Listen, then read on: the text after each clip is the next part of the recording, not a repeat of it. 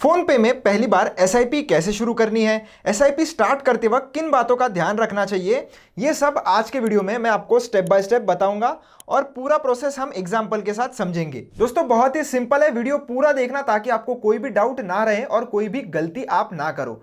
सबसे पहले फोन पे जैसे ही आप ओपन कर लोगे आपको थोड़ा नीचे की तरफ स्क्रॉल करना है और स्क्रॉल करने के बाद आपको इधर म्यूचुअल फंड्स का एक सेक्शन देखने के लिए मिलेगा, उसके ऊपर आपको क्लिक करना है। क्लिक करने के बाद आप एक अलग से सेक्शन में आ जाते हो जहां पर आपको सारा म्यूचुअल फंड्स का ही जो है वो देखने के लिए मिल जाएगा।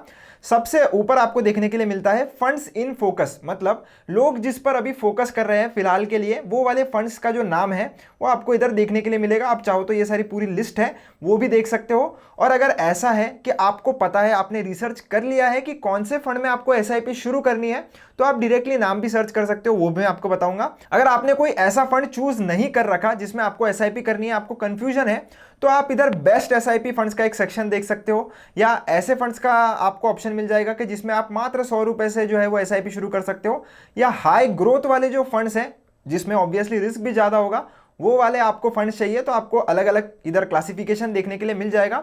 आपको जिसमें भी चाहिए आप क्लिक करके फंड्स जो है वो देख सकते हो। जैसे बेस्ट एसआईपी फंड्स पर अगर मैं क्लिक करूं तो इधर अलग अलग फंड्स आ जाते हैं, आपको देखने के लिए मिल जाएगा।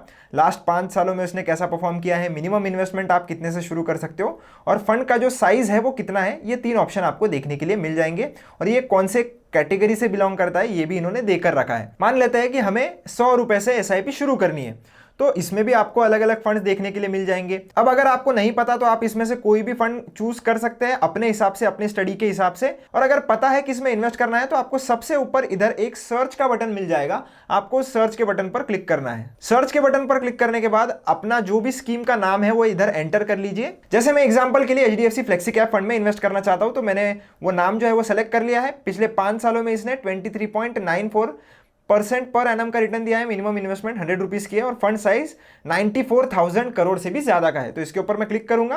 क्लिक करने के बाद आपको सबसे पहले ये पूछेगा आपको मंथली एसआईपी करनी है या वन टाइम इन्वेस्टमेंट करनी है। तो हमें मंथली एसआईपी करनी है, इसीलिए मैं मंथली पर सेट करूंगा इसको। और आपको डेट सेट करनी है कि कौन से तारीख से आपको एसआईपी शुरू करनी है। तो आप तारीख इसके ऊपर क्लिक करके अपने पसंदीदा तारीख पर इसको सेट कर सकते हो। सेट करने के बाद आप सेलेक्ट पर क्लिक कर लीजिए। मिनिमम इन्वेस्टमेंट अमाउंट 100 रुपीज है, आपको जितनी मर्जी चाहे आप इधर डाल सकते हो। और नीचे आपको यह देखने के लिए मिलेगा कि अगले 5 सालों में आपका पैसा कितना बन जाएगा। पिछले 5 सालों के पास्ट परफॉर्मेंस के हिसाब से ये कैलकुलेट होता है। अब आगे बढ़ने से पहले आपको इंपॉर्टेंट चीज जो इस स्कीम के बारे में पता होनी चाहिए वो भी देख लेते हैं। तो आपको ये जो नाम है इसके ऊपर एक बार क्लिक करना है। इसके ऊपर जैसे ही आप क्लिक करोगे आपको ये फंड ने कितना सीएजीआर का रिटर्न दिया है। सीएजीआर मतलब कंपाउंडेड एनुअल ग्रोथ रेट। तो ये कितना दिया है इसने पिछले 5 सालों में, ये देखने के लिए मिलेगा। और कैटेगरी एवरेज मतलब ये फंड जिस कैटेगरी से बिलोंग करता है उसका एवरेज कितना रहा है ये आप इधर देख सकते हो। 1000 रुपए अगर आप इस फंड में 5 साल पहले डालते तो आपका फंड कितना बनाकर देता। तो ये फंड आपके 1000 रुपए को ऑलमोस्ट 2900 से भी ज्यादा का बना देता। और कैटेगरी एवरेज है 2025 के आसपास। तो आप परसेंटेज में भी रिटर्न्स देख सकते हैं। और इस फंड ने कैसा परफॉर्म किया ये आप ग्रीन लाइन में देख सकते हो। और इसका जो कैटेगरी एवरेज है उसने कैसा परफॉर्म किया वो आप देख सकते हो। तो आपको ये आइडिया आ जाएगा कि ये फंड ने पिछले 5 सालों में अपने कैटेगरी एवरेज से कितना अच्छा परफॉर्म किया है। आप मैक्स पर भी क्लिक कर सकते हो, 5 सालों पर, 3 सालों का। तो ये परफॉर्मेंस आप जज कर सकते हो, आपको करना है तो। नीचे आपको बहुत सारी जो है वो इंफॉर्मेशन भी देखने के लिए मिल जाएगी। फंड साइज के बारे में हम बात कर चुके हैं। लॉक इन आपको देख लेना है। लॉक इन पीरियड का मतलब यह होता है कि अगर किसी फंड में कोई भी लॉक इन पीरियड है तो उस पर्टिकुलर समय के पहले आप अपने पैसे को निकाल नहीं पाओगे। तो इसमें कोई भी लॉक इन पीरियड नहीं है, मतलब जब चाहो तब आप पैसा निकाल सकते हो। तो हमेशा देख लेना कि अगर आपको पैसा लॉक इन नहीं करवाना है तो हमेशा ये नंबर जो है वो 0 होना चाहिए। ये फंड कब लॉन्च हुआ था? तो 1 जनवरी 1995 को ये फंड जो है वो लॉन्च हुआ था। रिस्क अगर आप इसकी देखोगे तो वेरी हाई कैटेगरी के अंदर ये आता है। ये एक इक्विटी फ्लेक्सी कैप कैटेगरी का फंड है और इसका एक्सपेंस रेशियो अगर आप देखोगे तो 1.33% है। अब मैं जो आपको बताने वाला हूं दोस्तों, एक्सपेंस रेशियो ये एक फीस होती है जो आपसे ली जाती है क्योंकि आप पैसा किसी को दे रहे हो और वो आपके लिए आपका पैसा जो है वो मैनेज करने वाला है, तो उसके लिए वो आपसे एक फीस चार्ज करते हैं। तो ये फीस आपको देखने के लिए मिलेगी परसेंटेज टर्म्स में जो सालाना आपसे ली जाती है। और आपके एनएवी के प्राइस से, ये एनएवी की प्राइस जो आपको दिख रही है नेट एसेट वैल्यू इसका मतलब होता है। तो ये जो भी एनएवी की प्राइस होती है, मतलब जो भी आप पैसा इन्वेस्ट करोगे उसमें से ही ये काट ली जाती है। आपको अलग से ये पैसा जो है वो नहीं देना पड़ता, अलग से फीस नहीं देनी पड़ती। तो ये जो भी प्राइस आप देखोगे डेली, उसमें एक्सपेंस रेशियो जो है वो डिडक्ट कर दिया जाता है। ये जो एक्सपेंस रेशियो आप देख रहे हो ये सालाना आपसे लिया जाएगा, पर डे का नहीं है। ये काफी लोगों को वो भी कंफ्यूजन हो जाता है। ये एक रेगुलर टाइप का प्लान है, मतलब फोन पे को इसमें एक कमीशन भी मिलने वाला है। ये एक डायरेक्ट प्लान नहीं है।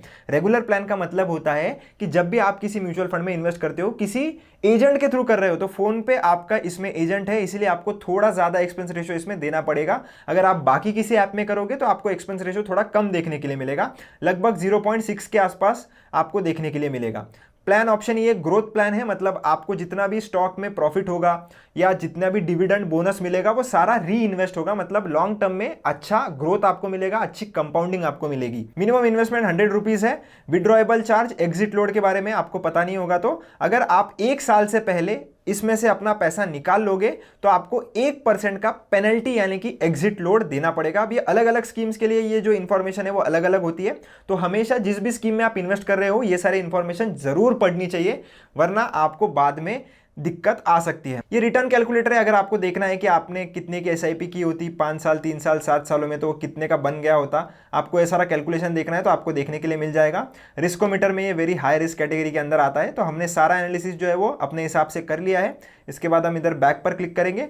100 रुपए की एसआईपी मुझे करनी है, अभी मैं इन्वेस्ट नाउ ये बटन पर क्लिक करूंगा। क्लिक करने के बाद ये आपको पूछेगा कि आपको आपका पैन एंटर करना है, तो ये आपका इन्वेस्टमेंट अकाउंट सेट करने के लिए पूछता है, तो यहां पर आपको आपका पैन एंटर कर लेना है। इसके बाद आपको लेट्स बिगिन पर क्लिक करना है। उसके बाद सही नंबर है या नहीं एक बार चेक करने के बाद कंफर्म पर आपको क्लिक करना है। तो आपको ये जो सारी इंफॉर्मेशन है ये एकदम से सही से भर लेनी है। मैं भी भर लेता हूं। तो ये सारी इंफॉर्मेशन भरने के बाद मैं प्रोसीड टू ऐड नॉमिनी पर क्लिक करूंगा। अगर आपको नॉमिनी ऐड करना है तो आप कर सकते हो, ये सारी प्रोसेस आपको फिल कर लेनी है। अगर आपको नॉमिनी ऐड नहीं करना है तो आप ऐड लेटर पर भी क्लिक कर सकते हो।